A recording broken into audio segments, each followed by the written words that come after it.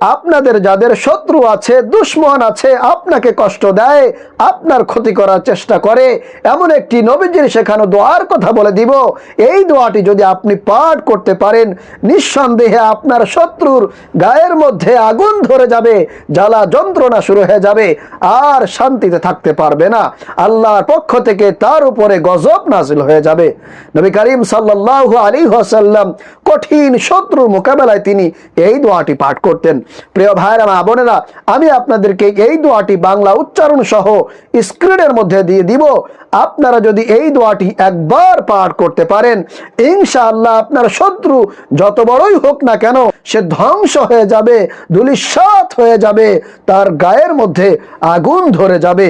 প্রিয় ভাইরা মা বোনেরা, সঙ্গে সঙ্গে আল্লাহ পাক রব্বুল আলামিন তাকে শাস্তি প্রদান করে দিবেন, সে আর শান্তিতে থাকতে পারবে না।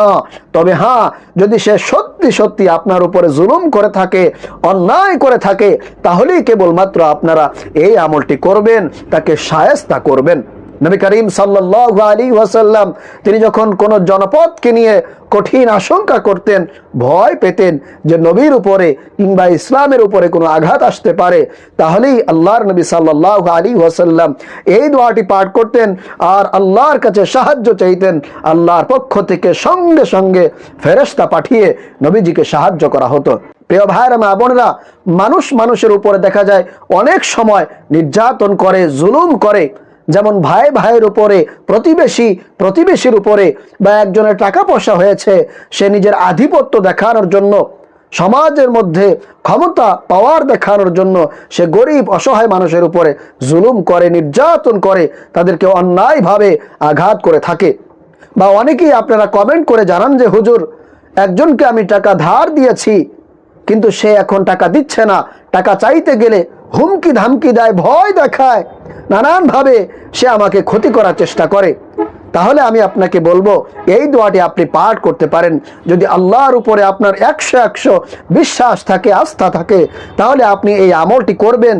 এরপরে দেখবেন যে কিভাবে কারেন্টের মতো তার শরীরে কাজ করা শুরু করে। আল্লাহ পাক রব্বুল আলামিন তার এমন অবস্থা করবেন, হয়তোবা সে আপনার কাছে ক্ষমা চাইবে, তার ভুল স্বীকার করবে এবং আপনার সেই পাওনা টাকা পরিশোধ করবে। অথবা আল্লাহ তার এমন অবস্থা করবেন যেটা দেখে আপনি নিজেই অবাক হতে বাধ্য হবেন। হয়তোবা সে ধনী ছিল, গরিব হয়ে যাবে, অথবা সে সুস্থ থাকলে অসুস্থ হয়ে যাবে। এরকম একটা না একটা কিছু তার সাথে ঘটবে ইনশাআল্লাহ।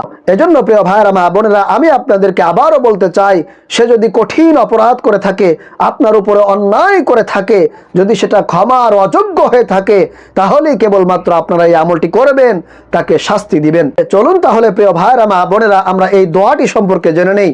এই দোয়াটি আপনাদেরকে পাঠ করতে হবে। শত্রুকে যখন আপনি দেখবেন, তখন দূর থেকে এই দোয়াটি আপনারা পাঠ করবেন।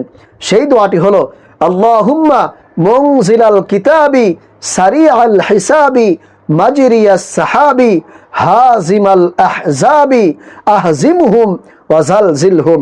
আমি আপনাদেরকে দোয়াটি আবারও বলছি, আল্লাহুম্মা মুনজিলাল কিতাবি সারিআল হিসাবি মাজরিয়াস সাহাবি হাজিমাল আহজাবি আহজিমহুম ওয়াজালজিলহুম। এইভাবে দোয়াটি পড়ে আপনি আল্লাহর কাছে সাহায্য চাইবেন। আপনার শত্রু যত বড় হোক না কেন, আল্লাহর কাছে সে কিন্তু একজন নগণ্য ব্যক্তি। এজন্য আপনি নবীজির শেখানো এই দোয়াটি পড়ে আল্লাহর কাছে দোয়া করবেন। অবশ্যই আল্লাহ তাআলা তাকে কঠিন শাস্তি দিবেন, সে সারা জীবনের জন্য একটা শিক্ষা পেয়ে যাবে।